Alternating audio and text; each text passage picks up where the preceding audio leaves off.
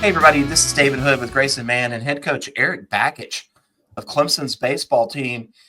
Back with the Orange Crush podcast. We have baseball starting in a few weeks. It's my favorite time of year, Coach.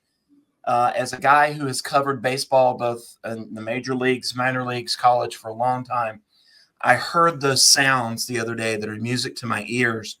I heard the sound of spikes on concrete, that kind of scraping sound that lets me know we're close. And then when several players get to playing catch and you hear the pop of the gloves and the chatter that goes on. And I thought, man, I love this time of year. So thank you for being on. What's it like for you this time of year? I know it's busy, but are the juices flowing already? Are you ready to go? Well, hey, David, good to see you as always, partner. Grayson, good to see you. Thanks for having me on, guys. This is what a good name, Orange Crush, the TigerNet podcast. That's sweet. Let's go. Glad to be on. Yeah, it's an exciting time of the year for us. We're, knocking on the door. I think everybody, would love to just, blip to Globe Life Field and play Oklahoma State today, if we could.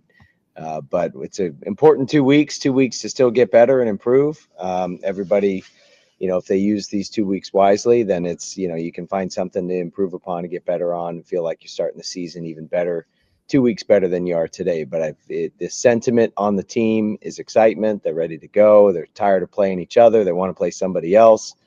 So that's the typical mood of college baseball this time of the year is, can we hurry up and, speed the clock up and let's start playing games. And Coach, what's really fascinating about the start of this season is the location of where you're going. It's not going to be just a 3-game opener in Clemson, South Carolina. You're heading to Texas to take on a variety of teams. But what's fascinating to me is, and we were talking about this before the show started, was that it feels to me like the basketball tournaments that are at the beginning of the year where they pick the best teams in the country to go to a really unique location. I guess, what was the process of getting this set up, and what's it like to play in a different venue against such talented competition as we get this new year started? Well, it's a variety of opportunities, really. One, to play in a major league stadium. Two, to get out of our comfort zone and travel as a team and, do that early. Otherwise, the first time we would do that would be, going to Columbia to play South Carolina week 3. And then, maybe even most importantly is the opportunity to take the target off of ourselves and, be involved with the Shriners Hospital and get to impact some kids that maybe are suffering with some disabilities or for whatever reason they're part of the Shriners Hospital. But we get to, we'll adopt a kid and he'll be part of our team.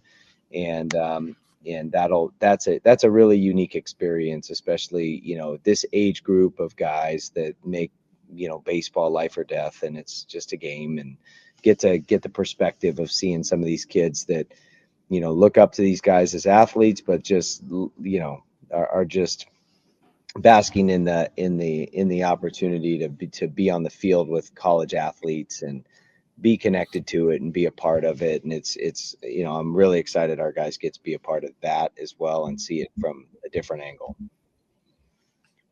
Now, obviously playing in Globe Life Field, what a great stadium. It hosted the World Series back during COVID.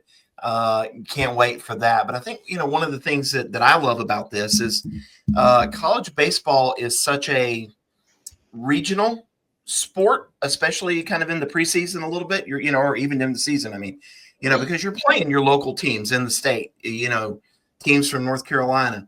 But now, all of a sudden, you don't really play teams from the Big 12 or, maybe the Big 10 or what used to be the Pac-12, in Arizona.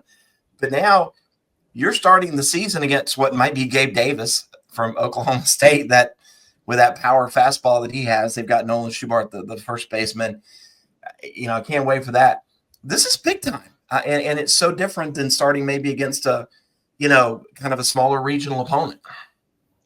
100%. And, I hope we get punched in the face, and I hope we deal with some adversity. And, we want to win all the games when we go out there, but sometimes, just getting the opportunity to play against some of the best teams, which, Oklahoma State and Arizona are both preseason ranked pretty high. They're very quality clubs, and so it's going to be a huge test. And then obviously Ole Miss and SEC powerhouse, so it's going to be a huge test all 3 games early. And whatever our record is coming out of it, hopefully it's 3-0. But either way, we want to have plenty of things to build upon and work on, and opportunities to grow going into the season. And the only way you get that sometimes is you got to be tested and you got to get exposed. So we want to win all the games, but we also want to, get exposed a bit and see where we can make some improvements. Erik, I know you talked about it in pretty lighthearted fashion about where you're going to be for those first 2 games. Has that been solved yet, or is that still ongoing till we get to Texas? We made an appeal because the folks here wanted me to do the radio play-by-play. I was like, yeah, that's cool. I'll do that. So thought maybe that would be a good opportunity to jump in the press box. But that got denied because apparently I can't even set foot in the stadium. So, oh wow. So yeah, I might be high-fiving everybody right on the the entrance, and just high-fiving the fans and the players, and just staying a couple of feet outside the stadium. But in all likelihood, I'll be watching on TV somewhere. So who manages the team in your absence for those first 2 games? Well, we've, Coach Schnabel, Nick Schnabel, Jimmy Bellinger are 2 of the very best, 2 of the best, most highly regarded, proven assistant coaches. So, Nick Schnabel will kind of manage the entire group, but then he and Griffin Mazer will run the offense, and Jimmy Bellinger will run the pitching like he normally does. So, it'll be a collective effort, but if somebody needs to go out and argue with the umpires, I'm sure all 3 of them will be racing out there, but Nick Schnabel will be the one talking his way through it. Got to say that crowd hype at the end of the Super Regional was something that still fans talk to David about just how electric that was from you. So maybe someone will have to replicate that in Texas. But Erik, what do these final 2 weeks entail for the preseason? Just maybe give us a peek behind the curtain as how you prep the team, what maybe the messaging changes as you get closer to the start of the regular season. You've done this 2 years here in Clemson. What is it like to be able to get closer, but also try to retain that focus of we're reaching opening day, but how does that preparation maybe change or stay the same? It's just fine tuning little things like yesterday we screwed up a bunch of our bunt defenses. So, it's like, that was great because now, we got to make sure those are dialed in. So we can handle the bunt if somebody were to bunt, which will happen at some point in the early part of the season. It's also just making sure guys, we don't want to be peaking in January, but we want to be healthy, right? And so, we want to be peaking in May and June and playing our best baseball then, but, we want to make sure that we're doing the right things from managing the volume and the intensity and the, all the activity that we're doing so that we don't enter in this. See, we have such a short ramp time. So we don't want to overdo it in these little 4 weeks that we get, which is crazy that we get less ramp time for the season than professional baseball gets. But that rule has been flipped. So next year we'll get 6 weeks and we'll be able to start practice early. The season's still starting too early. We shouldn't be playing college baseball on Valentine's Day. We got to have a whole nother discussion about that. But really for us, it's just managing that ramp, managing the volume, making sure that, the guys are prepared, building pitch counts for the pitchers, but not overdoing it. Same thing with the soft tissue stuff. Everybody deals with soft tissue injuries when you get back in the season. You're coming off Christmas break, the volume kicks up, the intensity kicks up, you get pulls, you get strains, you get sore bicep tendonitis, stuff like that. So it's just making sure we're doing everything in our power to prevent the stupid little overuse injuries that you get when you spike the volume in the early part of the season. Before we get there, though, a week from tomorrow is the baseball banquet. How important, is this baseball banquet? It's in the Poe Indoor Facility. I think it starts at 5. Tables, sponsors still available. I think tickets still available. Tell us about the banquet. Oh, David, this is like let's take the word banquet and let's put it on steroids. Like this is concert meets carnival meets fan fest, and oh yeah, we're gonna do a little banquet too. Like this is a party, and that's why we're saying it's the we like to party. And we are it's Saturday, February 8th. It's from 2 to 5, so it's the perfect pre-party before basketball takes on Duke at Little John. So it's like anyone going to the Duke basketball game and watching the Tigers, beat Duke. This is a great way to come over and hang with us and party with us. It's only $30 for just a general ticket to get in, but we've got the Carly Miller Band playing. We got all kinds of carnival games going on. We will have introduction to the team, a sweet highlight video. Like it'll be a ton of fun. Got food trucks with like 6 different menu options. You can go to whatever different food truck you want. And if you're a business owner and you want a tax benefit, our table sponsorship, you'll get a lot of cool stuff. And I mean some cool stuff, including an absolutely ridiculous custom Clemson sliding mid, an absolutely ridiculous custom glove, depending on your level of sponsorship, but 10 tickets at your table, all kinds of giveaways and stuff for a table sponsor. And then whatever you subtract the market value for all the stuff we give you, the rest of it is a tax benefit. It's a charitable donation if you pay through the foundation, which all of our table sponsors are. So it's a great way to support Clemson baseball, but also there is some benefit from a tax saving standpoint if you're a business owner, and we want that. We want those corporate sponsors. We want those table sponsors, or just anyone who wants to buy a table instead of just doing the individual tickets. We got plenty of seats available, but it's like we're starting to see a real uptick in the volume of purchasing. We're at a 1,000 person max capacity is what we've set it at, and we're just under 600 right now. So we can still take people, but I would guess that those spots could sell out by the end of next week. In this sort of event, as you mentioned, it's the banquet on steroids, as you put it. It sort of reminds me of things that you alluded to in your first year here about how the community is going to embrace this sport, embrace you as the head coach. Just how do you feel like that's continued to progress, even years later? With events like this, you have sort of the absolutely ridiculous partnership where fans can sort of buy that stuff, sort of feel closer to the team. How have this community embraced you? How do you feel like it continues to evolve with Clemson baseball as you've built this heading into another year where expectations are high and people are absolutely thrilled for this to come back? Just how does that continue to evolve with events like this? Well, everything is centered around creating memories for this community. I mean, I love this community. The Clemson fans are some of the best fans in all of college athletics. And so everything from the start, when we were talking about hosting the postseason, we got a lot of small businesses in this community that, it's a boost economically to them when we can bring in some foot traffic when there's no other athletic events going on during that time. And then finding opportunities to boost, local businesses and just create memories for the Clemson community, whether it be Savannah Bananas, absolutely ridiculous having this new custom Clemson stuff that kids can buy. And, my kids are, 15, 12, and 10. So I'm hearing about how all their friends are buying the custom sliding mitts, and that stuff is cool. And we want to continue to do that. So this, we like to party, this concert meets carnival. Price is low, designed to, get as many people as we possibly can get in here, celebrate with us, have a good time. And after really getting to know Jesse Cole with the Savannah Bananas and how he has built that fans first experience, it just ties right into, embracing this community, but creating fun stuff for this community to participate in and build memories with.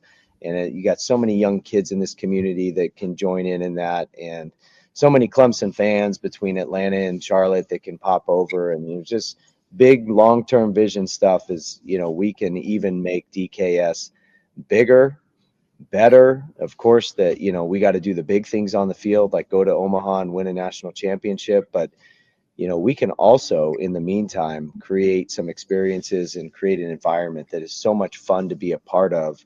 And as we continue to build that demand and create this energy in this thing, Eventually we'll need to, there won't be enough seats in here. We'll have to build more and we'll have to expand. And that's ultimately what we want. We don't see any reason. I don't see any reason why Clemson baseball can't be the number one attended college baseball environment in the country. There's no reason that we can do it. And the schools that have that high attendance, they're similar types of schools. They're smaller towns, and they have passionate fan bases, and Ole Miss and Mississippi State and Arkansas, LSU, they're a little different. Baton Rouge is a bigger city, but it's similar concept, passionate fan base. They can get here. They get here for the 7 Saturdays in the fall, and we can make it fun to where people will want to be here all the time. I go back when I look at the difference that you have made with Clemson baseball, the changes, the fun that you have brought back to Clemson baseball. I go back to a conversation with Bobby Cox. I was sitting in his office underneath Turner Field one time, and we were talking about being a major league manager. And he said, I do my best coaching before the game starts. Yeah, I have to run the bullpen and, the pitching staff and the batting order and all that. But it is the relationship with the players. It's those conversations that you have around the batting cage. That's when some of the best work is done. And it feels like you have kind of brought that atmosphere to Clemson. Where did that, I know you coached under Jack Corb, you have lots of mentors out there, but where did these ideas come from for you? To incorporate all of this into making this such a great experience for the player?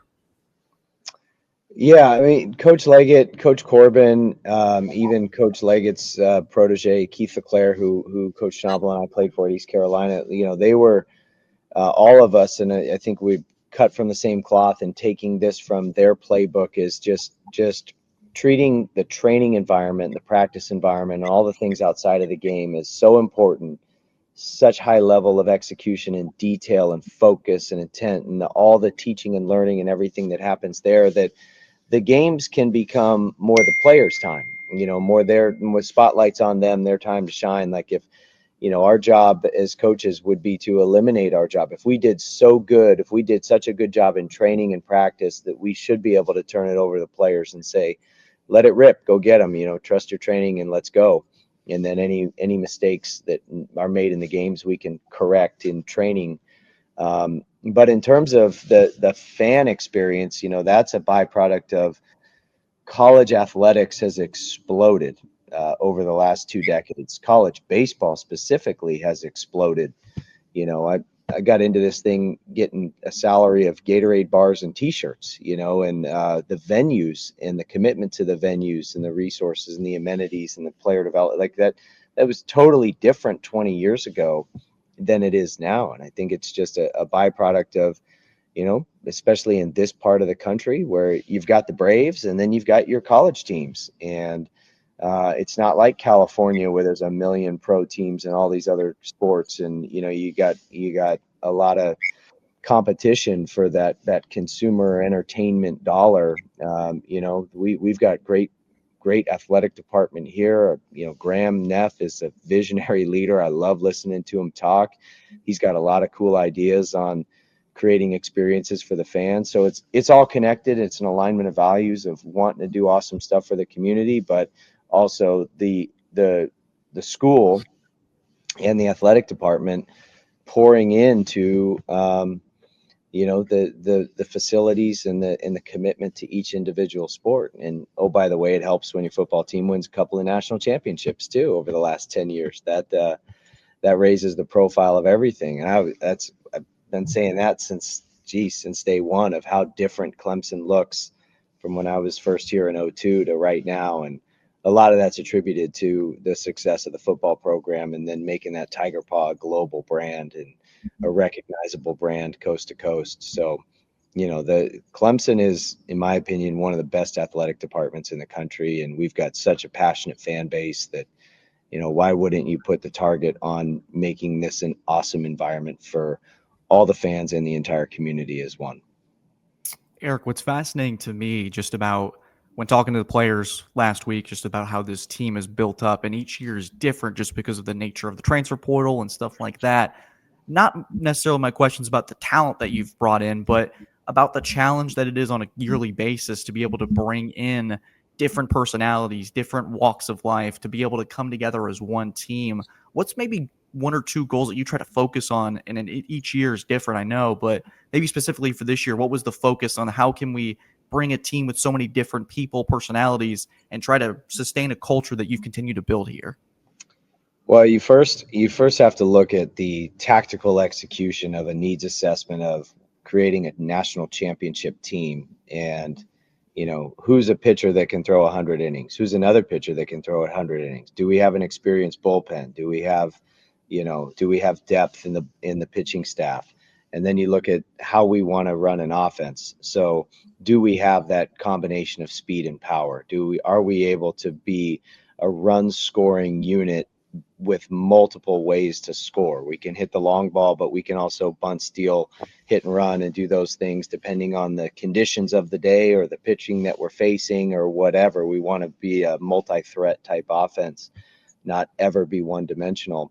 So it starts with the needs assessment of, from the X's and O's of the players, and do we have the right personnel? And then from there, the filtering process starts of, there's a lot of great players nationwide, from high school kids to transfer portal kids, but we said no to a lot of, supremely talented people. Like there was even a kid on Team USA who I think we could have gotten, but I didn't like his answers to the questions that we asked him, and it seemed like he was all about himself and not the team. So I think once you figure out the talent pool, then it's about making sure that it's a personality and a culture fit within the team, because everybody's coming in with an ego, but you got to be able to blend that ego within the team. And instead of being independent, you're going to be interdependent. And this is not about you, it's about us. And you're part of something much bigger than you. So finding the talent's not the hard part. Finding the very good talent that's the great culture fit, that's the challenge. And I think we've done an awesome job, and we have an awesome coaching staff that's literally all we do once the season ends is try to find those targets and get them here. And have a little bit longer with the high school kids because you have more time to build a relationship with them. But it's an inexact science. Some of it's a little bit of a dice roll, but it feels right the way we do it and how picky we are, and we'll continue to stay that way. I'm glad you said that about the right fit and a player talking about me when we were in your first season here. Me being an old baseball guy, I would ask questions in post-game interviews, and I'd say, "Hey, looked like your changeup was working the left-handers today. When did you realize it was on?" And I get an answer, "Well, the defense was great behind me. I got some runs early." And I'd be like, "These guys are not answering my questions." Didn't take me long. I'm not brilliant, but maybe I'm not dumb to realize these guys talk about team, and that's kind of an Erik Bakich thing, that it's not about the individual. How important is that, when putting a roster together to get those kind of guys? It's huge. They have to have leadership and some of these character traits, that are part of these championship ingredients, humility and toughness. Everybody's born with a certain level of them, but those skills can all be improved because they're skills and they need reps and they need practice. So we do a lot of mock press conferences and a lot of mock interviews and work on spreading praise and deflecting credit. And, first answer the question, how many people love hearing somebody brag about themselves over and over? And nobody raises their hand, right? And you see it all the time. You hear it all the time in sports interviews. And then you hear the other side where a guy's pumping up his teammates and it's just like, wow, that's cool. That sounds different. So it aligns with kind of that philosophy of love the team more than you love your individual role. And when you get a chance to pump up your teammates and talk about other people, then do it. Erik, in these mock press conferences, are there anybody playing the role of David Hood in there, asking any fun questions? They're definitely, yeah, absolutely. We are pretending to be sports reporters and different personnel, and some of the names that who they say they are and where they're from, that gets a little funny and interesting. You can imagine like an SNL skit, but it's it's a good time. We have a good time doing it. We should film one and put it on social media. Absolutely should. Yeah, For sure. I totally with you on that one. As we head out here, we appreciate your time. A couple of things that you said. I kind of end this on a two-parter. And again, we really appreciate it. 2 weeks from today, Globe Life Field, we open it up. You were talking about some of the great venues in college baseball. Doug Kingsmore right there at the top. What are a few other places that you like to go play? That will be my first part of my question. You know, good question. I probably would gravitate to the fan experience, right? And I would gravitate to the places that have the best, rowdiest, loudest, most fan engaged atmospheres. And I would mention these schools by name, except we recruit against all these people. So you could probably look up, who seats 10,000 people and just start there. And then you could probably look up and see who's got, some of the most engaged student and fans and communities at their parks, and us trying to, recreate that even more so. And I remember in 2002, and I remember coming back here in 2011 as the head coach at Maryland, and it was miserable to play here. I mean, it just I mean, Brad Miller hit a triple and some guy in the stands won a tractor. And so it was like the fans were just so into it. Maybe it was winning the tractor, but like our players were talking about Brad Miller hitting the triple and getting some guy the John Deere tractor in the 5th inning. And, it was like there were all these it felt like there were all these built-in things to keep the fans into it. And we already do a great job. Michael Marianos, who runs the marketing for our program, he does an awesome job. And I thought at the end of the 2023 season, it felt like for the beginning of that season, we kind of had a laissez-faire, it's just a sit on your hands, quiet, and he started pumping that music. We got the balloons out, the fans got into it. And before you know it, you look at the way last year, I think everybody was jumping up and down and singing and yelling and dancing. And it was like, then you get to the Savannah Bananas and you see that, and that's another level. And it's like, how are we gonna keep the fans engaged and recreate this, all the time? And so my favorite venues are the ones like that, where the fans are into it and loving it and having a blast, and we're doing our part. The baseball on the field is good, but also we're engaging them in creative ways that, they're not looking at their phone in between innings. They're participating in something that we're doing that keeps them engaged. And here's a short one for you. We obviously have different responsibilities on game days, but there are times early in the season when I'm sitting in the press box or down on the railing taking photos, and I look out and I see that purple and orange sunset beyond the wall. The lights are taking effect. You hear the ball pop in the glove. And I think, man, I love my job. Do you ever have those moments in a game where you kind of look around and go, gosh, this is cool? All the time. I think we talked to our creative team here about how unique Clemson is with 2 lakes. And, you hit a ball far enough, nobody can, but if you did, it'd land in Lake Hartwell. And that aerial shot where our stadium and then the water, and then you got the sunset, there's not a better, more picturesque view than that. And the more we can show that and put that on display, I pinch myself all the time with that.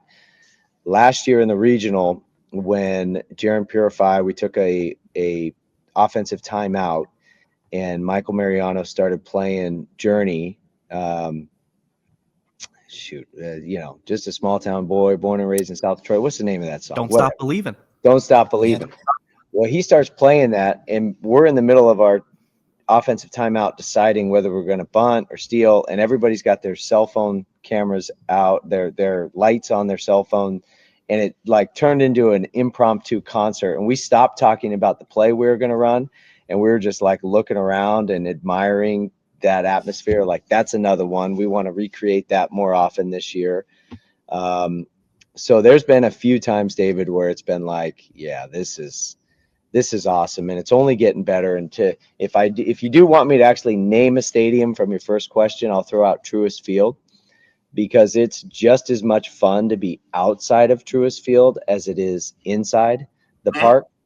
And we want to create that battery/fun zone area. We've got big ideas. It may not be happening like this year or next year, but the Clemson community should know that we've got some big ideas that we want to bring to life. And there's a few things that need to materialize for that to happen, and some capital that would have to, really start flowing. But we're talking about huge ideas, the Cajun Cafe being a 12-month-a-year full-service restaurant for the Clemson community, having a public-private residential component above that, like Fluor Field has the apartments in the outfield. Mississippi State has the suites and the condos over left field. There's so many things that, with the amount of footprint space that we have a unique footprint here where we've got a lot of space, and a lot of college stadiums don't have that, so they have to go vertical. But we have an opportunity, in my opinion, to create some fun zones for the fans and the kids, and make this kind of like our leadoff banquet, where concert meets carnival meets baseball, and let's go and do it every game. Let's rock and roll. The season starts in 2 weeks. Erik, give any final thoughts before we wrap up today's episode? You killed it, man. No, you guys are awesome. Let's go, baby. Get people to this banquet on steroids, and then let's get ready to have a big party all season long and make new memories. And, the next time we're jumping into the Cajun Cafe is to celebrate a trip to Omaha. But let's do it. Let's make that memory with this Clemson community as well. And there you hear it there from Coach Erik Bakich. Guys, thank you as always for tuning into the Orange Crush podcast. What a better way to start a stacked lineup of guests than with Erik Bakich himself. Really excited about the next few weeks. Thank you as always for tuning in, guys. God bless y'all. Take care.